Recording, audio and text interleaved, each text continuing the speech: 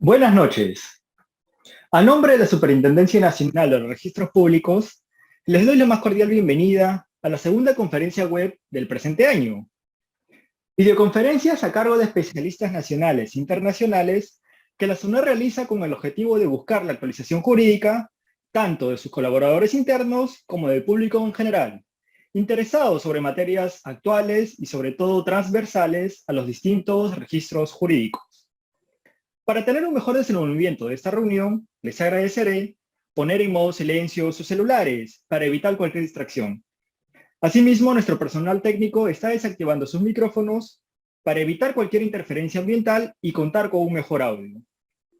Durante la conferencia, pueden realizar sus preguntas sobre el tema a través del chat del Zoom, para que éstas sean absueltas al final de la exposición. Asimismo, les recordamos que los textos, datos e imágenes son proporcionados por cada conferencista y están protegidos por ley los que son de su respectiva autoría.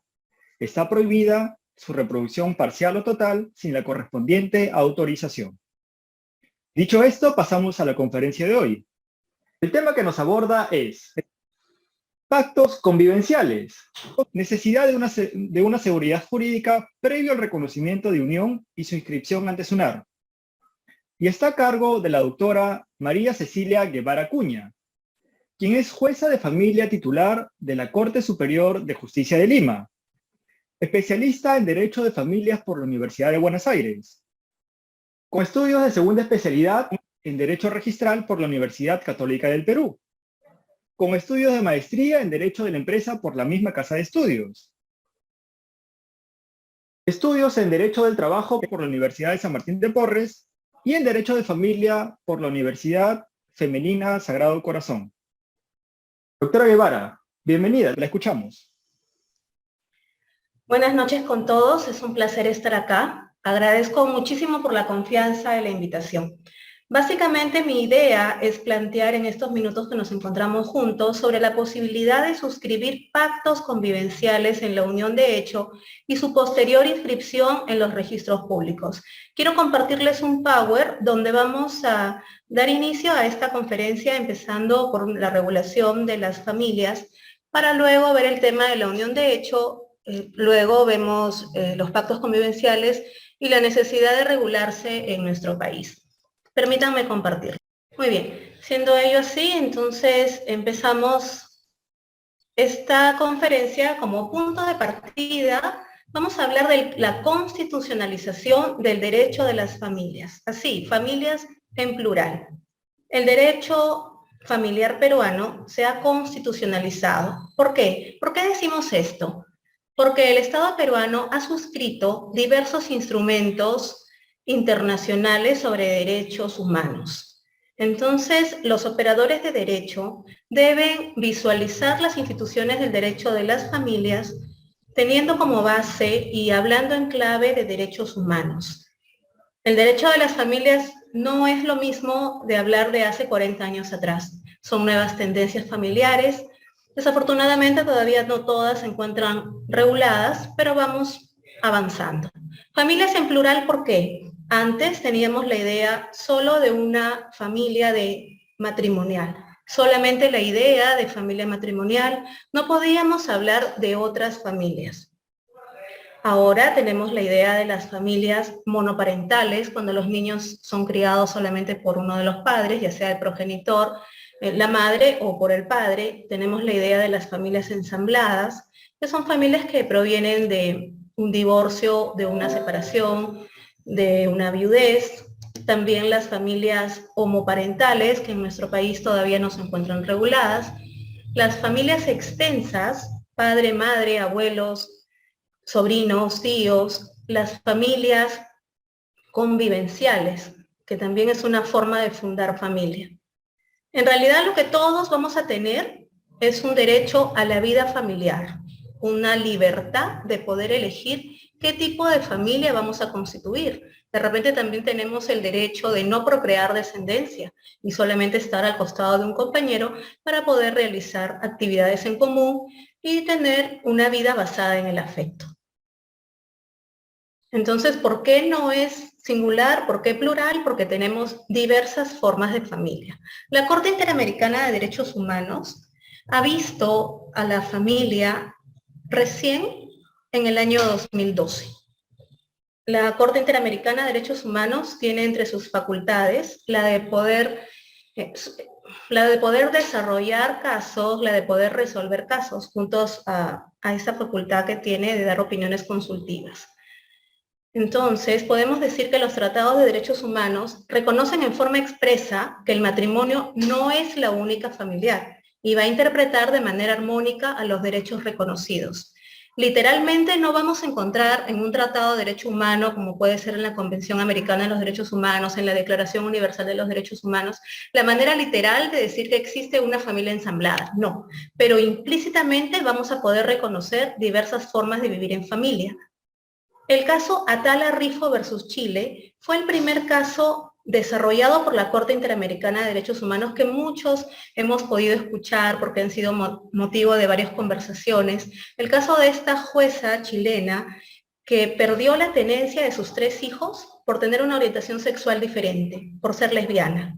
Por ser lesbiana se le quitó la tenencia de sus 3 hijos y pasó la tenencia a favor del otro progenitor, con unas niñas que estaban acostumbradas ya a vivir bajo el entorno de la madre. La Corte Interamericana, al resolver este proceso, sancionó al Estado chileno y mencionó de que una categoría sospechosa como es la identidad sexual, por una discriminación a la identidad sexual, estaba prohibida. ¿Por qué? Porque la imposición de un concepto único de familia va a ser una injerencia arbitraria del Estado y eso no se puede permitir. Como ya dije, nosotros, cada uno de nosotros tenemos derecho a poder ver la forma cómo constituimos familia. Posteriormente, en el mismo año, hay una sentencia también en el caso Fornerón e hija contra Argentina, donde dicho país es sancionado por la Corte porque no hubo una protección adecuada a la familia. Se trata de un caso donde la niña la dan en adopción y no toman en cuenta la opinión del padre, del progenitor, a pesar que él la había reconocido. Cuando ya se da la adopción, ya todo estaba agotado, el padre solicita que se le pueda devolver a la niña y el Estado argentino lo impidió. Fue sancionado por ello este Estado. ¿Por qué? Porque la Corte Interamericana señaló que es obligación de los Estados favorecer de la manera más amplia el desarrollo y fortalecer el núcleo familiar. ¿Qué dice nuestra Constitución Política del Perú? La figura de la familia, ojo, que no hay una definición exacta sobre qué es la familia, en ninguna ley, menos en la Constitución. La Constitución va a regular la preservación de la familia, va a fomentar el matrimonio, reconoce a la familia como un instituto nativo y primordial de la sociedad, mas no la define. Sin embargo, a pesar de fomentar el matrimonio, va a reconocer otra forma de constituir familia, al consagrar en el artículo 5º a la unión de hecho. Vamos a señalar también que posteriormente a la dación de esta Constitución en 1993, no existen modificaciones respecto a conceptos de familia. Es el Tribunal Constitucional como máximo intérprete de la Constitución que va a definir nuevos conceptos. Al resolver causas muy conocidas por nosotros, por ejemplo el caso Rosas Domínguez en el tema de pensiones de viudez. Este caso es de una señora, que es una señora piurana, que solicita se le otorgue una pensión de viudez dado que su conviviente había fallecido y que él era el sostén de la familia. El Tribunal, la primera y la segunda instancia rechazan el pedido y el caso sube al Tribunal Constitucional. El Tribunal Constitucional deja de lado su anterior criterio que no otorgaba pensiones a los convivientes porque las pensiones eran para los cónyuges. Deja de lado eso, ve la situación con una mirada constitucional y señala que sin importar el tipo de familia ante la que se esté, va a ser merecedora de protección frente a injerencias del Estado y de la sociedad. Y no solo tutela la familia matrimonial, sino la gran cantidad de familias extramatrimoniales. Un caso sumamente conocido, que ha sido motivo de varios cursos, se han escrito libros al respecto, es el famoso caso Scholz Pérez, 9332-2006, proceso de amparo, que va a hablar sobre las familias ensambladas. Aquel marino que ha realizado, aquel marino que se ha integrado a una familia ensamblada, que ese es el nombre que le va a dar el Tribunal Constitucional y que también está en doctrina, y que solicita a su institución que se le renueve el carnet para poder ingresar al club naval a su hija afín, lo que otras personas llaman como hijastra, madrastra, padrastro, que son términos peyorativos. Su institución rechaza el pedido. El señor va en amparo, no reconocen su pretensión en ninguna de las dos instancias, y es el Tribunal Constitucional que con acierto va a reconocer una nueva estructura familiar, las familias ensambladas. En el caso de la Cruz 4493-2008 también va a indicar que la familia está en transformación, no en descomposición. ¿Por qué? Porque vemos que la mujer está avanzando en el punto laboral, hay una diferente apreciación a ella, el divorcio, se está regulando mucho divorcio porque hay un alto grado de incidencia. Luego del 2008, lo que se va a dar es una sentencia en el 2016 que también va a reconocer las familias ensambladas. Ya no lo señalé porque repite lo del caso Scholz. En el Código Civil de 1984, que ya va a cumplir 40 años, en 2 años, regula en su artículo 326 a la unión de hecho. ¿Qué es la unión de hecho, entonces? La unión de hecho voluntariamente realizada y mantenida por un varón y una mujer. En el Perú todavía estamos hablando de una unión de hecho heterosexual. Todavía no hay una regulación sobre personas del mismo sexo, libre de impedimento matrimonial para alcanzar finalidades y cumplir deberes semejantes a los del matrimonio. Va a originar una sociedad de gananciales en cuanto le fuera aplicable. Ojo con este punto. Origina una sociedad de gananciales. ¿Significa de que solamente va a ser sociedad de gananciales? ¿O podemos equiparar al matrimonio, que también tiene derecho a poder elegir un régimen patrimonial, como es el régimen de bienes separados? Si nosotros leemos solamente así como está, decimos no, solamente es una sociedad de gananciales. Pero luego, mientras vamos desarrollando esta exposición, nos vamos a dar cuenta que eso no es así, porque el Tribunal Registral ha resuelto de que sí se puede elegir a los miembros de una unión de hecho reconocida, van a poder elegir el régimen económico patrimonial de su unión. Esta unión tiene que durar 2 años continuos. ¿Cuáles son los elementos de esta unión de hecho? Unión estable entre varón y mujer, es decir, la heterosexualidad, voluntariamente realizada, no puede ser impuesta, no puede ser a presión, libre de impedimento matrimonial, es decir, que la persona, ninguno de los dos, o uno o el otro, no pueden estar casados, no puede ser tampoco una unión de hecho entre el ex suegro con la nuera, o entre familiares directos hasta el 3er grado, no puede darse ello, no puede haber impedimento matrimonial para ser reconocida como una unión de hecho propia.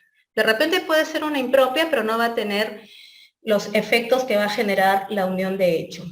Tiene que ser permanente, es decir, más de 2 años, no son relaciones efímeras, sino que tengan que vivir juntos, exclusiva, es decir, singularidad, no puede tener más de una relación sentimental o amorosa, notoria, tiene que ser de conocimiento del público, no puede ser escondida.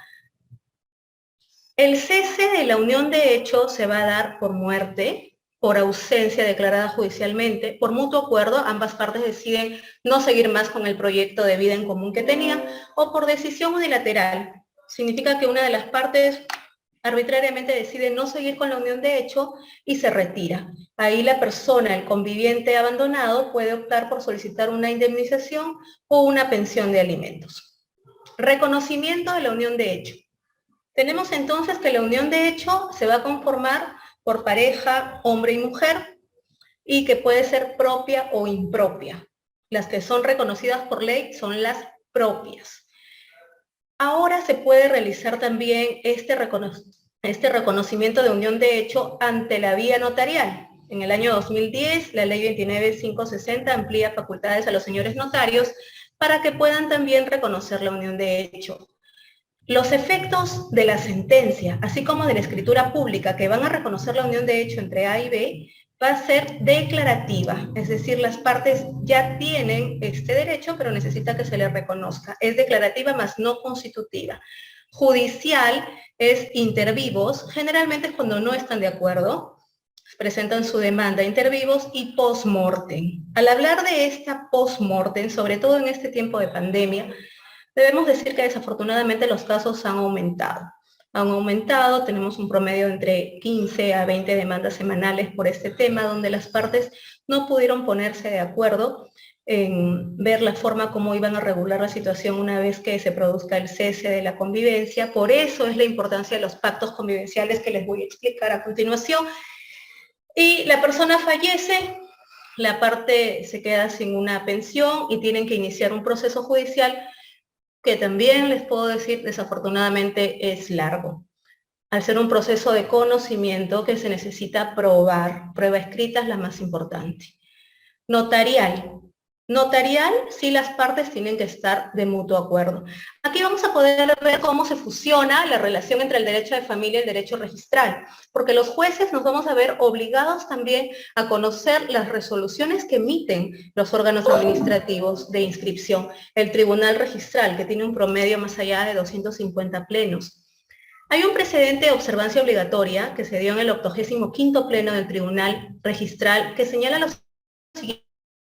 No resulta necesario que el notario de manera expresa señale la fecha de iniciación de la unión de hecho cuando dicho dato consta en la solicitud presentada por los convivientes. Es decir, antes, cuando el notario enviaba su escritura pública, sí o sí debía decir la fecha del inicio de la unión de hecho. Con este precedente de observancia obligatoria, no es necesario que esté en la escritura, pero que sí esté en la solicitud, que ambas partes de mutuo acuerdo le pidieron al notario, por favor, reconozca usted mi unión de hecho. A partir de la unión de hecho, cuando está debidamente reconocida y registrada, se va a generar una serie de derechos, de efectos jurídicos. Nótese que estos efectos jurídicos, estos derechos, solamente se han dado directamente que ha modificado el 326 con la dación de la ley 30007, que es el derecho a heredar de los convivientes, que se dio en el año 2013. El resto de derechos han venido por añadidura de leyes que de manera incidental han reconocido derechos a los convivientes. Por ejemplo, en lo que es en el aspecto del derecho laboral, se le otorga una CTS, una compensación por tiempo de servicios en caso de fallecimiento del conviviente trabajador. Ojo que todo tiene que ser si la persona tiene una unión de hecho reconocida legalmente. El pago de seguro de vida en caso de fallecimiento del conviviente asegurado, un derecho de pensión, ya le hemos dicho de que ha sido el Tribunal Constitucional quien ha dado esa salida, el derecho a heredar, que es el derecho que tanto llamó la atención y que incluso otras legislaciones quisieron averiguar sobre esa potestad que se había dado ahora, esa facultad a los herederos de poder ingresar en el mismo nivel que un cónyuge, porque va a tener el mismo grado para heredar, va a ser un heredero forzoso, va a tener derecho a la legítima, va a entrar de igual forma que el cónyuge junto a los ascendientes y a los descendientes. Esta ley 30007 cambia varias normas sucesorias. Asimismo, la ley 30364, la ley de protección contra la violencia hacia la mujer y a los integrantes del grupo familiar, también va a dar una protección a los convivientes, también le otorga un derecho a la integridad, a su integridad física, moral, psíquica y a una vida libre de violencia. ¿Por qué? Porque también se encuentran regulados como sujetos de protección, ya sea conviviente o exconviviente. Otro derecho que se le ha dado al conviviente es el derecho como derechohabiente, es decir, poder recibir las prestaciones de salud por parte del Seguro Social peruano. Pero sí, acá tenemos que señalar que ha habido un cambio. Antes solamente se le otorgaba a la pareja, si es que iba, con una declaración jurada de convivencia suscrita por ambas partes que iban a un notario y el notario legalizaba firmas. Ahora ya no. Ahora lo que se requiere es que exista una declaración, ya sea judicial o notarial, y que esté inscrita para poder considerar a estas dos personas. Bueno, el titular sí va a tener su derecho de prestaciones de salud, pero con ese reconocimiento de unión de hecho, su conviviente también va a poder ser considerada como derechohabiente. A formar familia a partir de la adopción. Antes solamente se permitía adoptar a los cónyuges. Ahora se les ha reconocido también el derecho a los convivientes. Derecho a contar con una pensión alimenticia en caso de abandono del conviviente, pero se tiene que demostrar el estado de necesidad. Acá vamos a ver que no se asemeja, hay una desigualdad frente al cónyuge, porque el cónyuge en cualquier momento de que dure su matrimonio, la vigencia de su unión matrimonial, así estén separados, tiene derecho a la asistencia y puede normalmente solicitar una pensión judicial de alimentos, mientras que los convivientes no. Para los convivientes tiene que haber un abandono para recién poder solicitar la pensión. Acá hay un tema para mí trascendental, porque esto me va a servir como base para poder realizar una analogía y poder permitir la inscripción de los pactos convivenciales. Derecho a la elección y sustitución del régimen patrimonial. Gracias, Tribunal Registral. En realidad este tribunal no ha sido tímido, no ha tenido temor, ha hecho lo que ninguna de las instituciones del Poder Judicial antes ha resuelto, ni el Tribunal Constitucional. Ha permitido que los convivientes declarados puedan elegir el régimen patrimonial, el de separación de patrimonios, puedan sustituir su régimen patrimonial de una cuasi sociedad de gananciales a una de separación de patrimonios.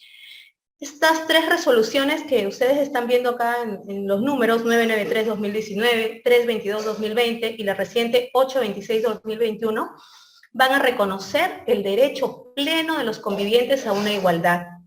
Van a señalar lo más importante, que es la autonomía de la voluntad, o sea, esa libertad para poder ellos pactar, decir cómo quiero que se lleve mi relación.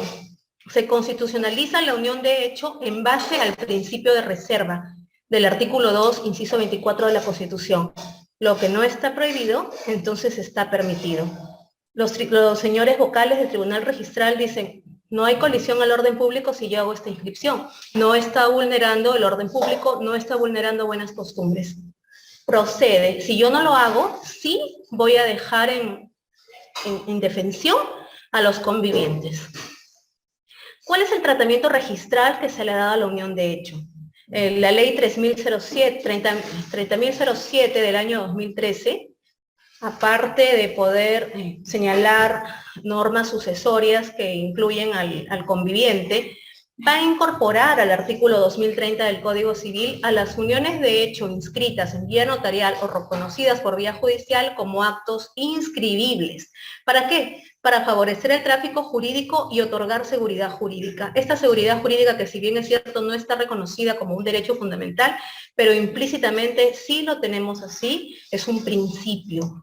Actos inscribibles, entonces, son ahora las uniones de hecho inscritas en vía notarial o reconocidas por vía judicial. La SUNAR, en base a las funciones que se les ha otorgado en mérito a esas directivas, que les da facultades para poder normar dentro de su institución, emite dos directivas, la 088-2011 y la 050-2012. La 050-2012 va a modificar la anterior. ¿Qué señala la 088-2011? Las pautas para poder calificar estos nuevos actos inscribibles en parte notarial o judicial, y también el cese de la unión de hecho que se debe de inscribir. La 050-2012 va a aprobar la modificación de esta anterior, antes señalada. La fecha de la unión de hecho, como ya les indiqué, de ese precedente de observancia obligatoria, no existe la necesidad de que el notario señale la fecha de inicio de la unión de hecho. Se va a crear un índice nacional de uniones de hecho, y estos actos inscribibles que mencioné se deben ahora inscribir en el registro personal, porque es el registro competente. Las normas son adecuadas. Sin embargo, vemos de que no existe una cultura de registro. Son varios los procesos judiciales que van a reconocer una unión de hecho. Me imagino que de igual forma pasa con los señores notarios.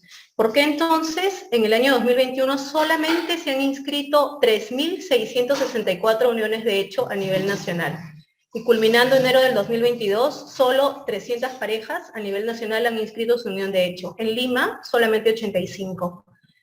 ¿Qué es lo que pasa? De repente las parejas de una unión de hecho desconocen los temas registrales, los abogados no todos conocen norma registral, o sencillamente piensan que el registro es muy oneroso, no quieren también, de repente no quieren que otras personas se enteren de esa unión de hecho, ¿no? Seguimos. ¿Es necesario regular pactos convivenciales? Sí. Yo considero que es necesario. ¿Por qué? Porque vas a darle la posibilidad a los convivientes que son protagonistas de su proyecto de vida que está basado en el afecto, diseñando propuestas para regular efectos que se van a desplazar en el tiempo de convivencia y ante el quiebre de la misma. Estamos hablando bastante de lo que son los pactos convivenciales, pero nos hemos preguntado qué son. Pactos convivenciales van a ser acuerdos celebrados entre los convivientes para poder regular sus efectos y libremente poder elegir qué es lo más conveniente para ellos, para sus familiares, y para poder solucionar problemas patrimoniales derivados de la unión de hecho. La maestra Ida Kemelmacher de Carlucci señala que son una manifestación del ejercicio de la autonomía personal de las partes.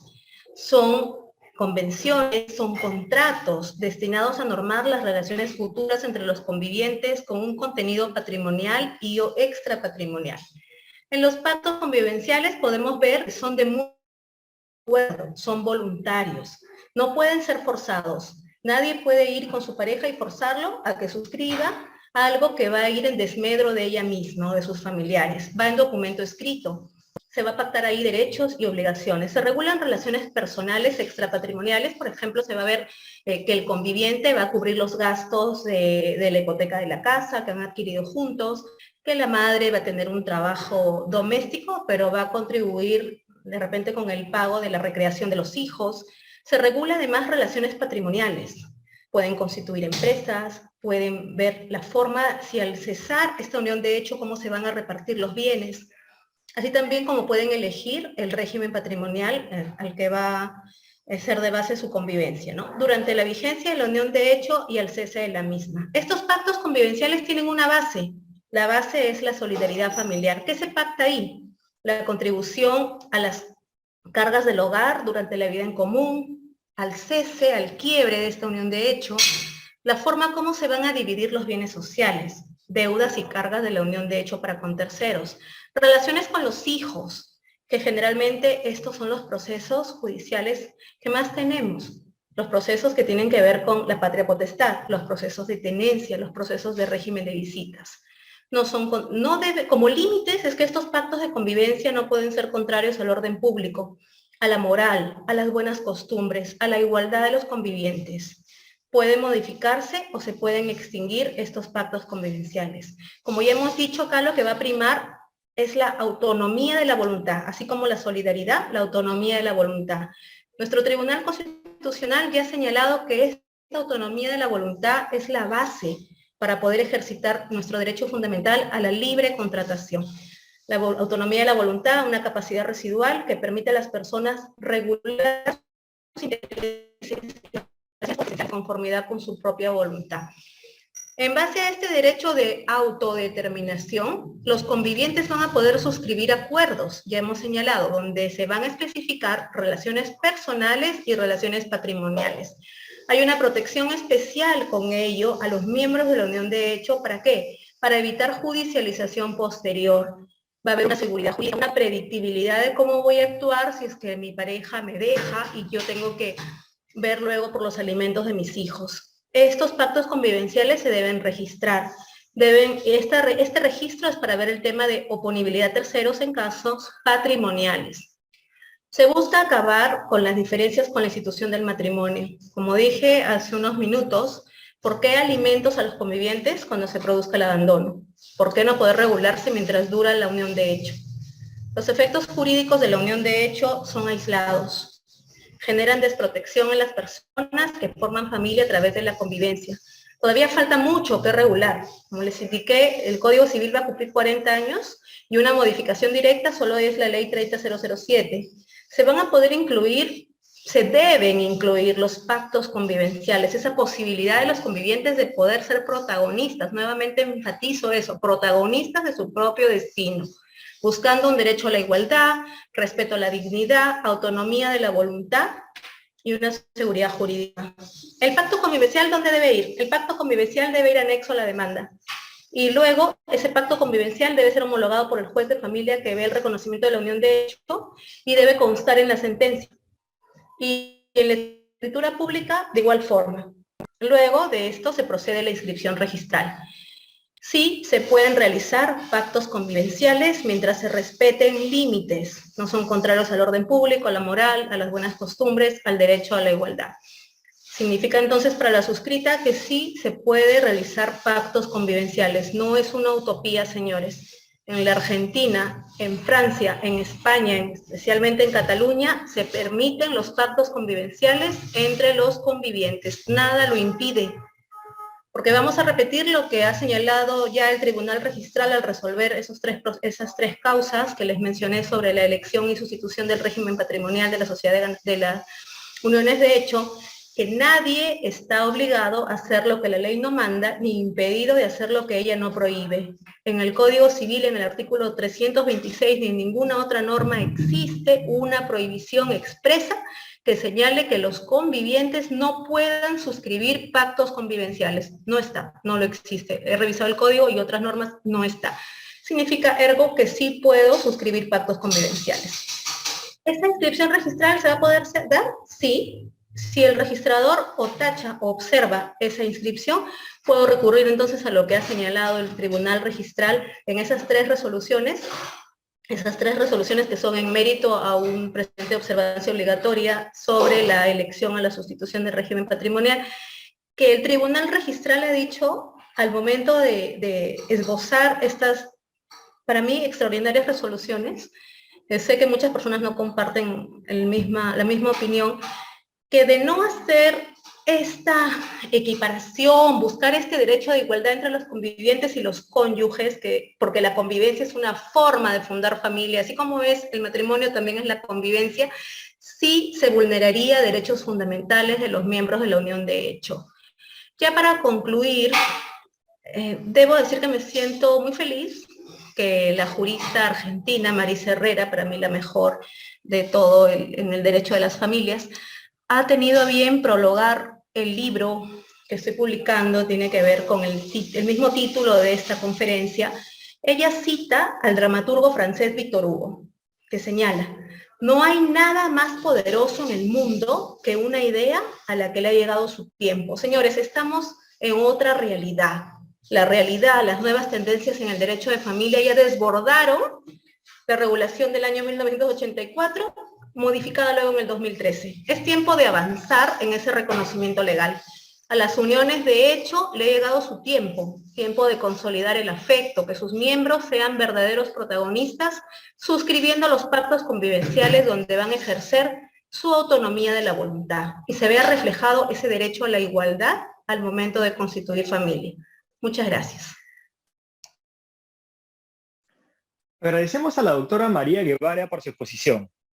Ahora vamos a dar pase al bloque de preguntas. Para ello cederé la palabra al licenciado José Vázquez Calderón, especialista en capacitación de la Subdirección de Capacitación Registral de la SUNAR, quien dará lectura de las preguntas para que la doctora Guevara tenga la amabilidad de absolverlas. Licenciado Calderón, lo escuchamos. Gracias, Roberto. A continuación, daré lectura a las preguntas formuladas por los participantes. Primera pregunta, de Verónica Ampuero. ¿Qué pasa si conviví 10 años, no lo registré y la que fue mi pareja se casó?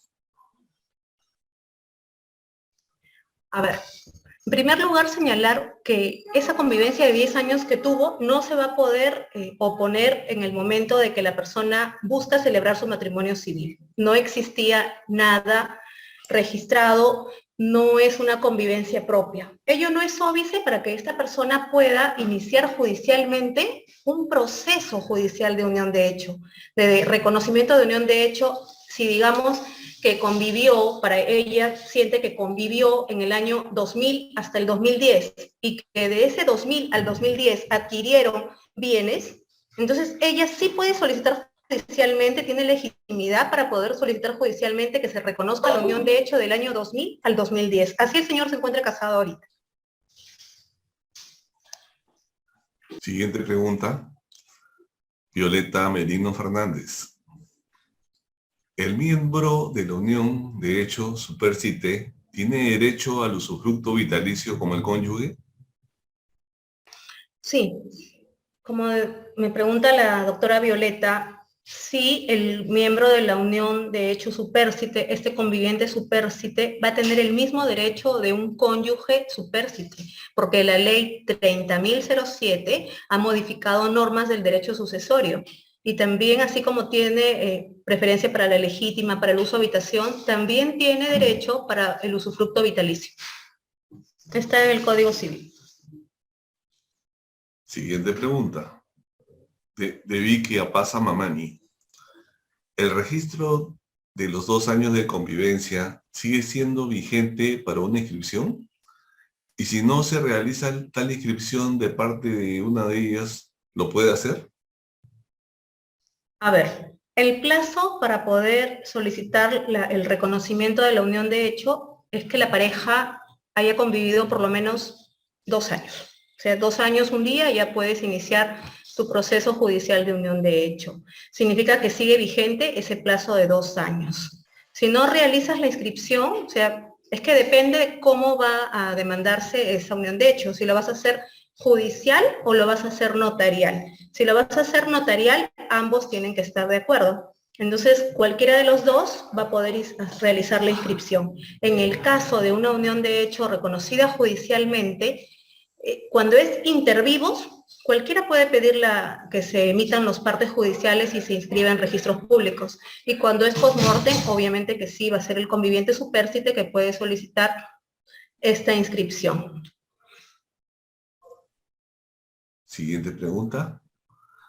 Carla Guamaní Poma dice, ¿el proceso de inscripción de la unión de hecho viene incluida con los pactos convivenciales o ese es un proceso aparte?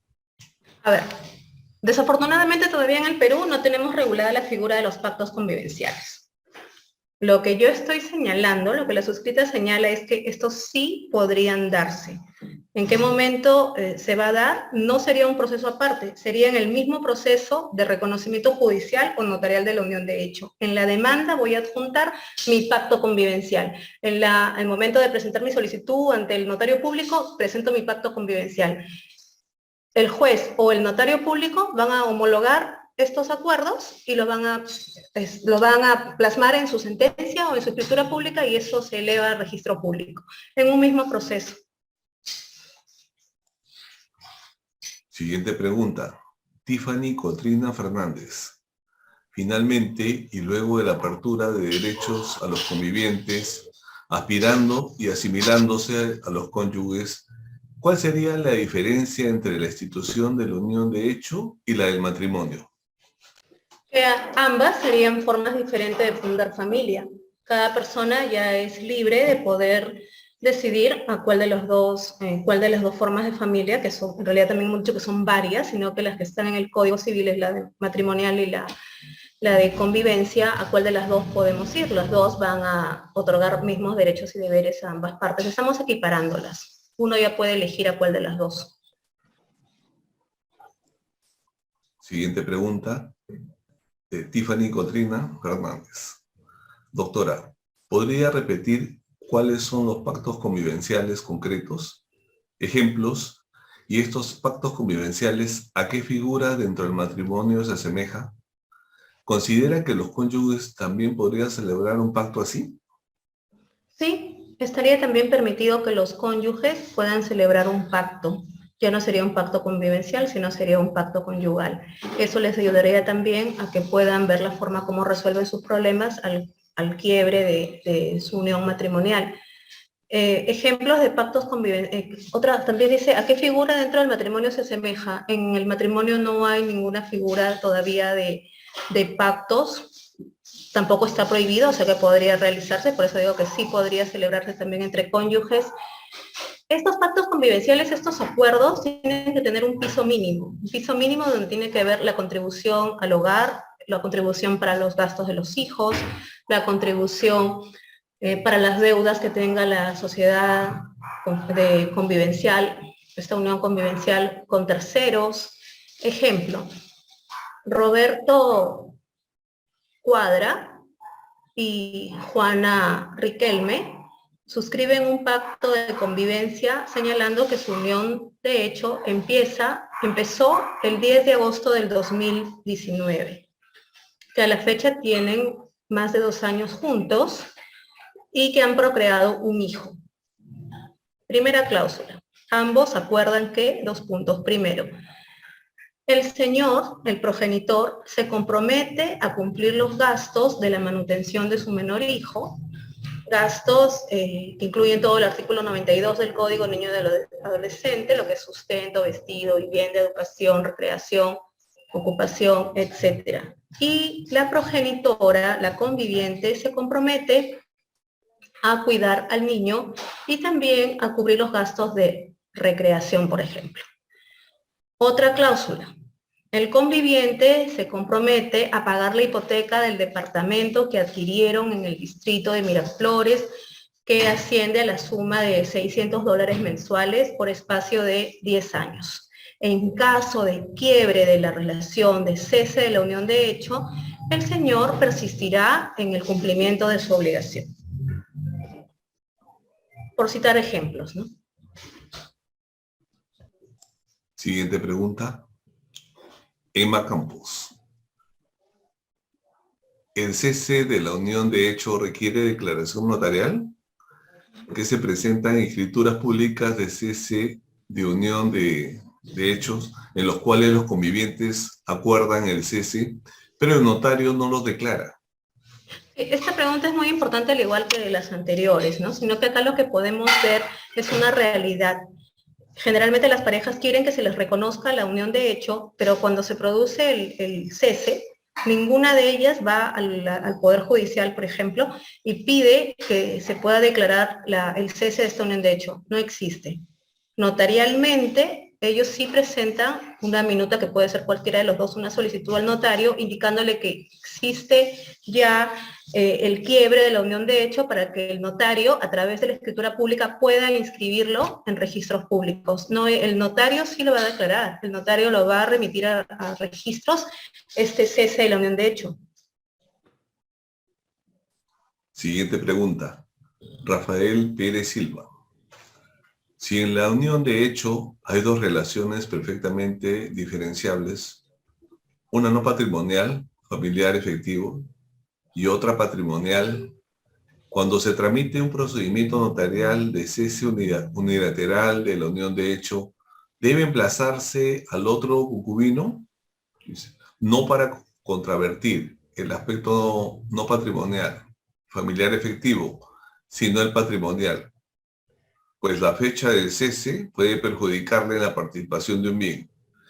Y dice, sigue, el registrador puede observar un procedimiento notarial en el cual no se emplazó al otro concubino. A ver, no existe una regulación que señale la obligatoriedad de poder citar al conviviente, que ya no está más, que no es la persona que ha ido a solicitar ese procedimiento notarial de cese unilateral de unión de hecho. Si el registrador observa el procedimiento registral en el cual no se emplazó al otro concubino, tendría que indicar cuál sería esa razón de no llamarlo si es que no se encuentra eso regulado en la ley. Porque acá lo que la parte está pidiendo que cese la unión de hecho. Y en realidad los acuerdos, bueno, acá no hubo acuerdos, y lo que pueda pasar con posterioridad a ese quiebre de la unión de hecho, esos procesos van a tener que ser judiciales, porque la parte del conviviente va a tener que solicitar que pueda, por ejemplo, si es una declaración, volver a hacer un proceso de declaración de bien social. Siguiente pregunta. Dice Carlos Más. Dice, Juan figura como soltero y me vende un inmueble en el 2010. En el 2022 se reconoce la unión de hecho de Juan y como esta tiene efecto declarativo, se declara unión de hecho desde 2006. ¿Sería nula la venta que me realizó en el 2010? No, porque lo que hemos dicho es que no va a retrotraerse, es declarativo, va hacia adelante. Entonces, cuando él realizó esa venta fue válida porque la persona era soltera, no tenía ninguna unión de hecho registrada. Siguiente pregunta, Fiorella Bertis Luna. ¿Qué opinión le merece que se le asigne un estado civil al conviviente? A ver, nosotros contamos con 4 estados civiles, ¿no? Soltero, divorciado, viudo, soltero, casado, divorciado y viudo. No existe el estado civil de conviviente, así como tampoco existe el estado civil de separado. Sin embargo, mucha gente lo emplea. Se debe ver ahí una modificación respecto a la forma, por ejemplo, en las entidades públicas o privadas, que te indican en los formularios que debes marcar en una X y aparece tu estado civil y aparece también conviviente. Yo no estoy de acuerdo con esa forma de poder tratar a la convivencia como un estado civil. Siguiente pregunta. Dries de Dextre. ¿El plazo de 2 años tiene efecto retroactivo? ¿Desde el día 1 se consideran bienes sociales o después del plazo? Lo que se va a reconocer esta unión de hecho, si por ejemplo es del 2002, que es la unión de hecho hacia el futuro, y se adquirió una casa en el 2006, esa casa ya está protegida como un bien social y le pertenece también a la conviviente. Siguiente pregunta. Gladys Limaila Vega. Se convive 30 años. Ese periodo de tiempo no se adquirió ningún bien. Mis bienes adquiridos en la soltería le corresponderían que se inscriban a mi conviviente. Los bienes propios se refiere, ¿no? Sí. Porque señala de que durante el periodo de convivencia, esos 30 años, no tienen ningún bien social, pero sus bienes adquiridos en la soltería, esto lo podemos entonces equiparar a la sociedad de gananciales, ¿no? Porque si se va a liquidar una sociedad de gananciales, entonces al momento de hacer este crecimiento de la sociedad de gananciales se van a ver los remanentes, y los remanentes van a entrar tanto de los bienes propios como de los bienes sociales. Entonces sí, al momento de hacer la liquidación sí le correspondería al conviviente. Siguiente pregunta, de Rosario Cuelo Siwin. Si se permiten pactos convivenciales, ¿se realizan de forma notarial o judicial? Se podrían realizar de las dos formas, ¿no? Porque las dos formas son las permitidas en nuestra legislación. La forma de reconocimiento, me refiero, reconocimiento de unión de hecho, ya sea judicial o notarial. Esos pactos convivenciales que van a acompañar a la demanda y a la solicitud ante el notario, que luego se van a convertir en sentencia y en escritura pública, puede ser judicial o notarial. Siguiente pregunta, Eliana Quiroz. ¿Qué ocurre si una pareja suscribe una separación de patrimonios previa al matrimonio y luego no se casan? ¿Podría alegarse que en ese pacto será válido para ser reconocido en caso de fallecimiento de alguno de los convivientes para los efectos de los derechos sucesorios? Ya, entonces significa, a ver, lo que quiero entender es que si esta pareja llega a tener una declaración judicial o notarial de la unión de hecho, porque acá lo que me dice es si la pareja suscribe una separación de patrimonios previo al matrimonio. Ya, pero se llega a declarar judicialmente esa unión de hecho. Eso me podría comentar la doctora Eliana para poder dar una respuesta más adecuada. Doctora. Doctora, sí, perdóneme la interrupción. La pregunta va dirigida en este sentido. Es una pareja que, digamos, en un momento determinado decidió contraer matrimonio. Por esta razón, digamos, va a la notaría y suscribe una escritura de separación de patrimonios previa al matrimonio. Posteriormente, no se casan, pero siguen conviviendo. Entonces, ¿qué es lo que ocurre? Han seguido conviviendo, pero, digamos, el matrimonio nunca llegó a efectuarse. Ahora, ya, doctora Eliana, pero no se casaron y tampoco reconocieron una convivencia. Correcto. Entonces, ya, no tendría ningún derecho, entonces, porque o sea, no tendría... Ya, discúlpeme, sí. Sí, sí, no, doctora, le escucho. Sí, entiendo, creo que entendí la respuesta. O sea, en este caso no habría derecho del cónyuge o del conviviente sobreviviente a reclamar un derecho sucesorio, a menos que haga que pide una declaración judicial de convivencia con posterioridad. Es que de acuerdo a lo que usted me está mencionando, ya no habría convivencia, tampoco se han casado y no han reconocido judicialmente su unión de hecho, entonces es como que esa hubiera sido una relación de pareja y sin un reconocimiento judicial. Eso es lo que le he entendido, ¿no? Sí, digamos que esto tendría dos connotaciones. En el primer caso, si no hubo, digamos, matrimonio y se separaron, efectivamente no habría derecho a reclamar absolutamente nada de ninguna de las partes. Pero si se dio la convivencia, entonces se podría hacer valer esta separación de patrimonios para efectos posteriores. Se O sea, podría hacer valer siempre y cuando se cumpla con los elementos para poder reconocer judicialmente la unión de hecho, ¿no? Porque correcto. obviamente que no va a ser notarial, porque aquí lo más probable es que esta pareja ya no quiera realizar algo juntos, sino tendría que ser la conviviente que se siente afectada de poder solicitar, bueno, también porque haya fallecido, ¿no? Entonces poder solicitar judicialmente el reconocimiento de una unión de hecho. Podría hacerlo judicialmente.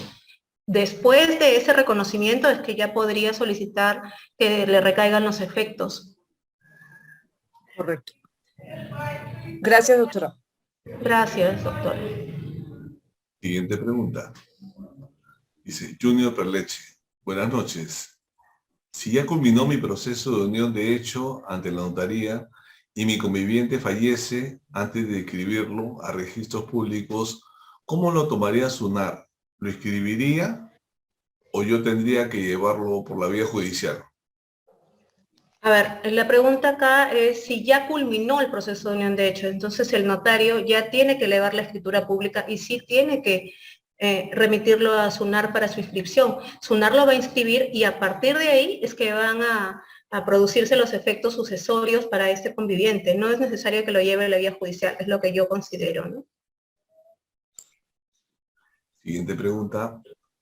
Abel Aquino Mondragónez. ¿Existe unión de hecho entre personas del mismo sexo? En el Perú no está regulado. En otras sociedades sí existe, pero no, como no se le llama unión de hecho, sino unión civil. Es posible que se le pueda reconocer judicialmente derechos a parejas del mismo sexo. Siguiente pregunta de Doris Valverde Vara. Registrada la unión de hecho, lo adquirido dentro de los 2 primeros años de convivencia son bienes de ambos.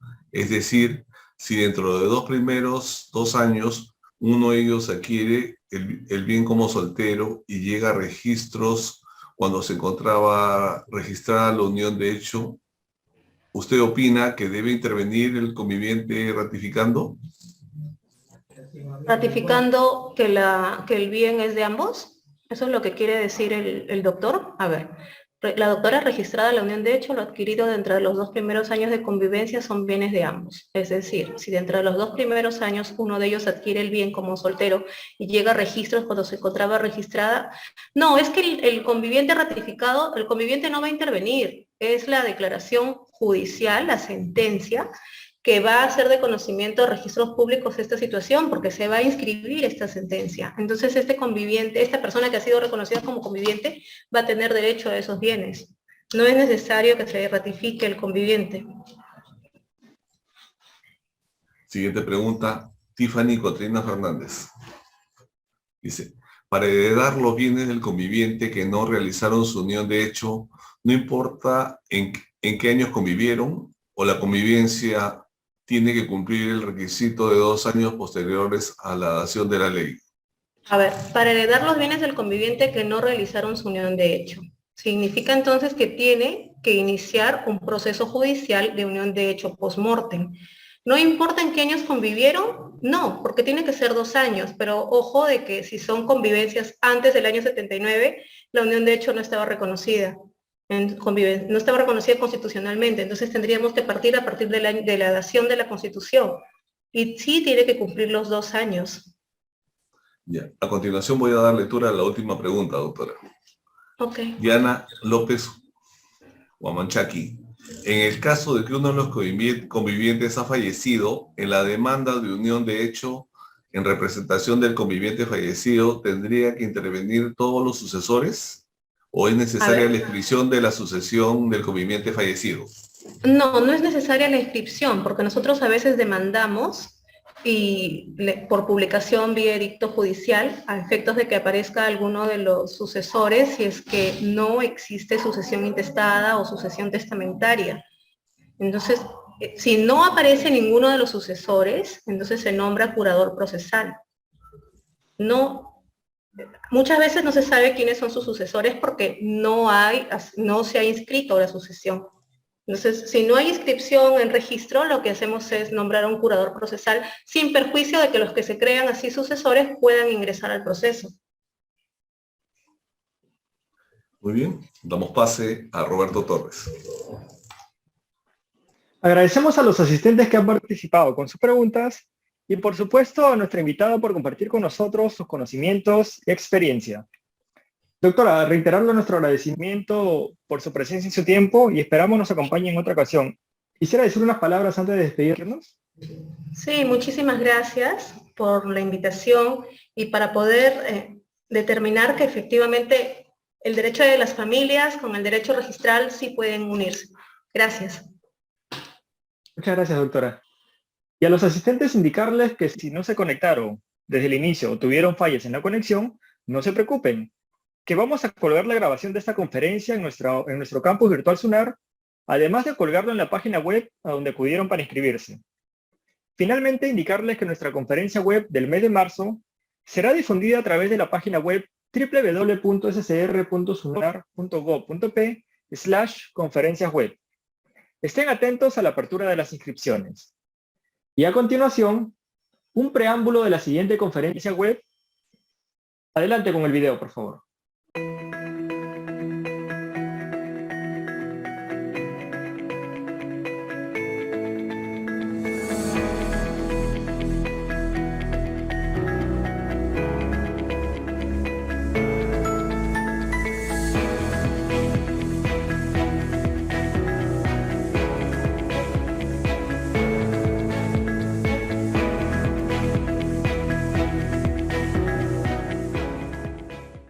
Ahora sí, gracias a todos y todas por conectarse y los esperamos en nuestra próxima conferencia web.